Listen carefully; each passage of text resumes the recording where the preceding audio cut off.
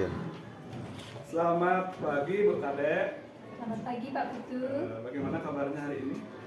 Sekarang hari ini saya dalam keadaan sehat walafiat dan tetap semangat. Bagus. Bu Kadek, seperti janji kita kemarin, hari ini saya akan mengadakan supervisi kepada Bu Kadek sejauh mana nanti Bu Kadek memahami materi coaching yang sudah Bu Kadek pelajari sebelumnya. Nah, sebelum melaksanakan kegiatan supervisi ini ada beberapa hal nanti yang ingin saya tanyakan. Yang pertama adalah bagaimana perasaan Bu Kadek kemarin setelah melakukan praktek coaching dengan anak di sekolah Kadek? Awalnya sedikit deg-degan Pak, karena mungkin baru pertama Pak ya, jadi agak-agak deg-degan gitu Pak. Ya, setelah itu kan sudah praktek coaching dengan teman. Hari ini kan Bu Kadek pasti sudah mempersiapkan diri dengan baik. Nah, apakah Bu Kadek masih ingat apa saja kompetensi yang harus dimiliki seorang coaching? Yang pertama yaitu present, kemudian ada kesadaran penuh mendengarkan yang baik, mendengarkan, ya, mengajukan pertanyaan yang berbobot. Baik Bu Kadek, dari ketiga kompetensi ini mungkin kompetensi mana yang Bu Kadek rasa masih belum kurang dari Bu Kadek? Kalau kurang itu dari present itu ya, bagaimana agar kucingnya itu bisa terbuka dengan semua permasalahan yang dia alami. Nah, nanti kita akan menyaksikan nanti coaching yang Bu Kadek lakukan. Kita akan menilai sebagai observer dengan rubrik yang sudah ada. Nanti setelah kegiatan coaching Bu Kadek, saya akan memberikan evaluasi dan refleksi sejauh mana nanti Bu Kadek mampu melaksanakan praktek coaching. Apakah Bu Kadek siap? Ya, siapa? Kalau sudah siap, silakan lakukan. Yang lakukan penilaian. Terima kasih Pak.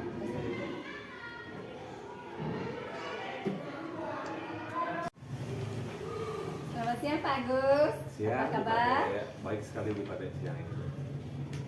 Nah, kemarin Pak Agus nyari-nyari saya, katanya Pak Agus ya. Oh, iya. Kira-kira ada permasalahan apa Pak? Bapak kemarin nyari-nyari saya. Gini loh Bu Kadek, kemarin kebetulan saya mumet sekali pikiran saya itu terkait dengan, nah Bu Kadek kan tahu sendiri, seminggu ini kita berhadapan dengan MPLS. Nah, kita berhadapan dengan siswa baru gitu, untuk menyesuaikan adaptasi itu loh antara siswa yang dari SD ke SMP. Nah, permasalahannya hanya pada adaptasi pembelajaran dari yang sebelumnya SD ke SMP, kita kan siap kurikulum merdeka nih Pak. Nah itu sih permasalahannya. Saya ingin minta saran ke Bu Kadek sebenarnya, bagaimana sih untuk mengadaptasi pembelajaran mereka itu agar artinya ya berjalan sesuai dengan kita yang di SMP gitu. Kebetulan saya mengajar PJOK di SMP gitu. Itu. Baik, berarti itu permasalahan Pak Agus ya. Ya. Mengadaptasikan kurikulum merdeka pada anak yang baru. Nah, kalau di SD kayaknya kan sudah juga kurikulum merdeka Pak Agus ya. Ada sebagian yang belum. Ya, sebagian yang belum. Oh iya, karena kemarin kelas 6-nya belum ya. Ya. Dan sekarang baru pertama anak-anak ini akan mendapatkan kurikulum baru, yaitu Ya. kurikulum merdeka. Berarti itu permasalahan Bapak. Nah, kira-kira Bapak bisa nggak merencanakan bagaimana kira-kira Bapak bisa mencari solusi? Misalnya Bapak mungkin bisa bertanya kepada rekan-rekan Bapak yang lain gitu. Bagaimana kira-kira menurut Pak Agus itu? Ini Bu Kadek, jadi mungkin Bu Kadek tadi pengamatan ya mungkin identifikasi saya terkait masalah itu mungkin maksudnya Bu Kadek. Iya. Jadi yang saya amati di lapangan kemarin itu terkait permasalahan itu muncul, anak-anak SD ini kan dulunya seperti yang Bu Kadek bilang tadi, artinya mereka ini terbiasa dengan pembelajaran yang belum merdeka ya, ke kurikulum ke-13 lah. Nah kemudian setelah di SMP kita menerapkan pembelajaran merdeka belajar dengan penerapan diferensiasi dalam pembelajaran. Nah yang saya amati itu anak-anak SD ini masih terbiasa dengan mereka di SD gitu loh. masih bercanda, kemudian kita berikan kesempatan untuk merdeka dalam mengekspresikan diri, itu belum bisa tertib gitu loh. Mungkin permasalahan mereka itu belum mengetahui sepenuhnya tentang budaya belajar kita di SMP kan gitu. Di SD sendiri itu masih sifatnya guru kelas lah, artinya mereka itu masih terbiasa, oh ini guru saya mungkin gitu, tanpa mengetahui apa kompetensi dari guru tersebut gitu. Nah mungkin permasalahan mereka itu terhadap pembelajaran seperti itu mungkin yang bisa saya amati, belum terbiasa saja.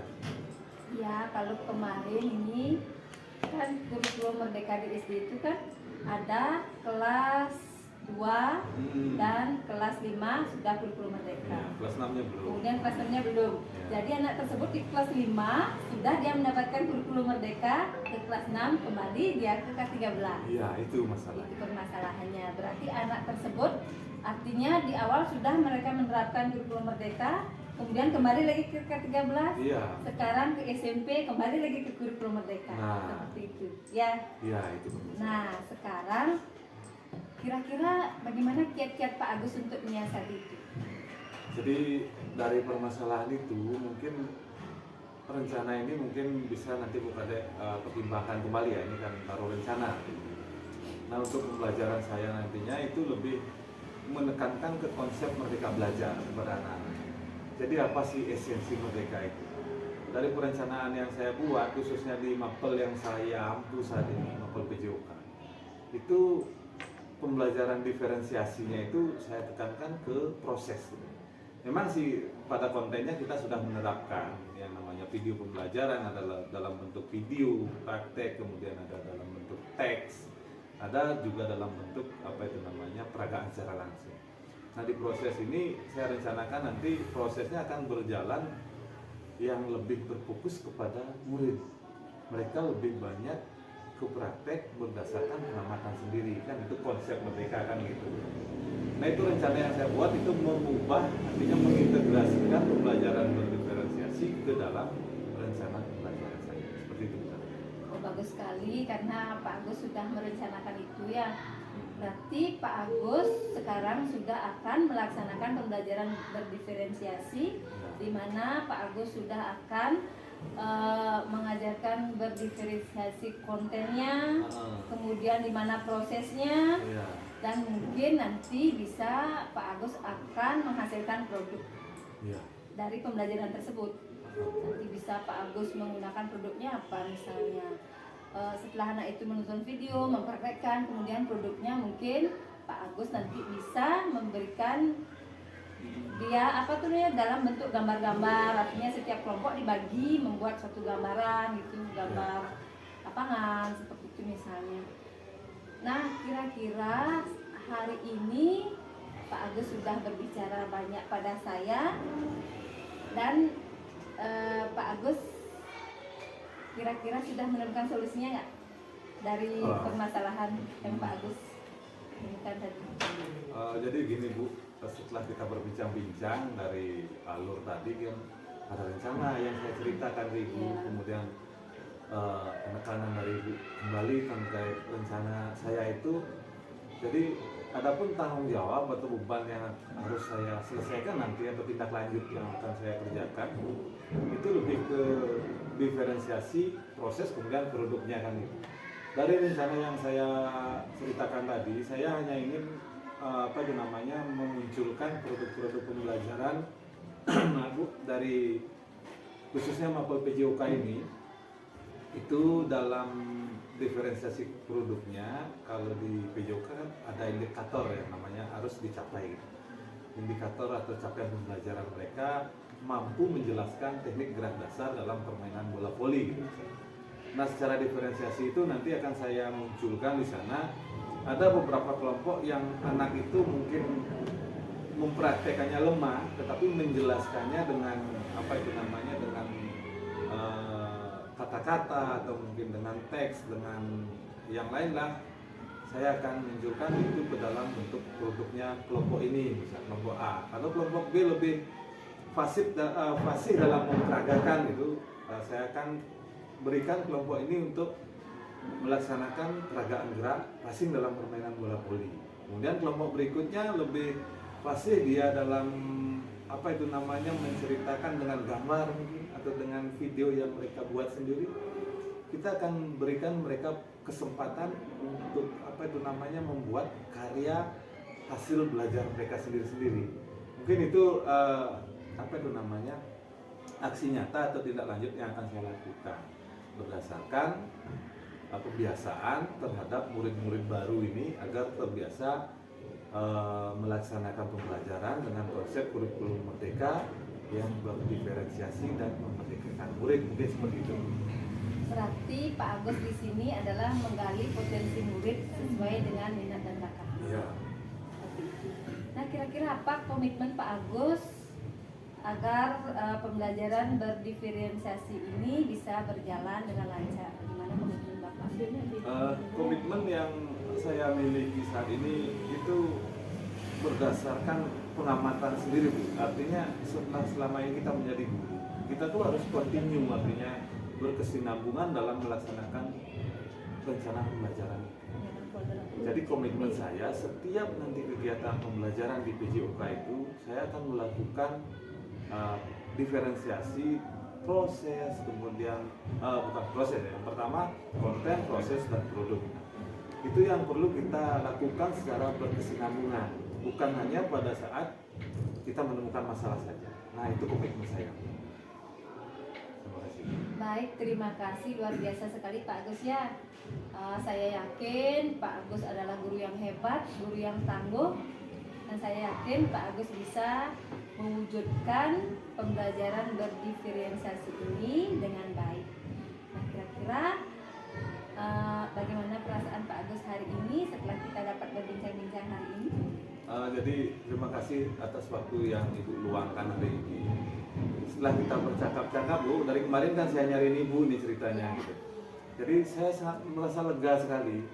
Artinya apa yang saya rencanakan, saya akan kerjakan ini minimal sudah ada pendukung dari Ibu. Nah, saya cuma butuh dukungan moral dari Ibu. Mungkin nanti di pertengahan jalan saya menemukan kendala, pasti nanti saya akan menanyakan hal-hal permasalahan apa saja yang perlu saya kerjakan kepada Ibu. Intinya percakapan kita hari ini sudah membuka mata hati saya sebagai guru, di mana dalam peralihan kurikulum yang lama ke yang baru ini tentu kita tidak bisa bekerja sendiri kan itu. Artinya kita harus berkolaborasi, apalagi dengan dukungan orang yang senior seperti Ibu. Saya menjadi tambah yakin dalam melaksanakan rencana-rencana ke depan yang akan saya kerjakan. Gitu. Baik, terima kasih Pak Agus. Saya selaku guru senior akan selalu mendukung apa yang akan Pak Agus kerjakan, dan saya juga mengharapkan semoga apa yang Pak Agus harapkan bisa terrealisasi dengan baik. Kira-kira ada pertanyaan lagi Pak Agus? Sejauh ini tidak, Bu, sudah cukup sampai di sini. Ya, nanti kalau ada satu permasalahan Pak Agus boleh menghubungi saya.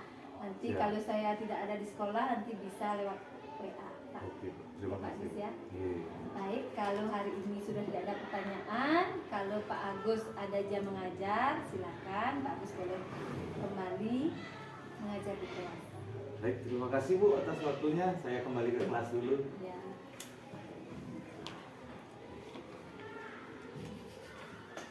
Baik Bu Kadek. Bang jeda, Bang Idang motong. Ada, siap. Baik Bu Kadek, bagaimana perasaannya setelah melakukan coaching hari ini? Saya merasa senang karena permasalahan dari Pak Agus tadi sudah mendapatkan titik temu, sudah mendapatkan solusi, dan semoga kami berdua bisa dapat berkolaborasi lagi dengan baik. Nah, sebelumnya apa kira-kira manfaat yang Bu Kadek dapat dari coaching tadi dengan tekan dulu di yang Bu Kadek saja?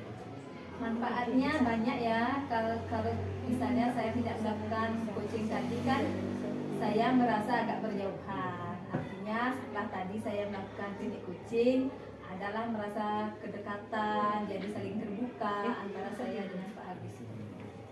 Nah, dari ketika kompetensi coaching yang menilai Bu Kadek sudah menjalankan itu dengan baik, kemudian tahapan-tahapan alur cerita sudah masuk di sini dari tujuan, kemudian identifikasi masalah yang dialami Pak Agus, kemudian Kadek sedang melakukan pertanyaan, membangun, mendorong agar Pak Agus mau mengungkapkan rencananya, tentang tadi disampaikan juga.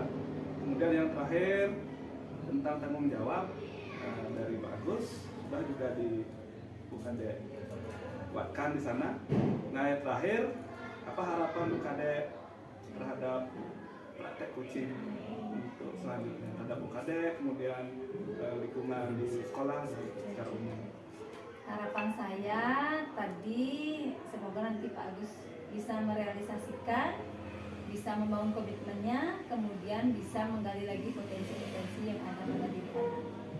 Kemudian harapan saya untuk sekolah nanti Astungkare di sekolah mungkin lebih maju, bisa menjadikan anak-anak lebih berprestasi, lebih unggul di bidang akademik dan non akademik. Bagus, luar biasa. Artinya situasi dan coaching yang Bu Kadek lakukan tadi sudah memberikan banyak kebukaan, memberikan banyak gambaran tentang situasi yang ada, kemudian sudah memberikan solusi atau mengerti pemikiran masalah, sehingga Pak Agus yang tadi mengalami banyak kendala sudah mendapat gambaran apa yang akan dia lakukan dan apa nanti target ke depan. Baik, sekian Bu Kadek untuk kegiatan coaching hari ini. Ya, ucapkan terima kasih karena Bu Kadek sudah memberikan coaching dengan baik. Nah, untuk kegiatan hari ini kita akhiri dengan melakukan Om Santi Santi. Cip, cip, cip.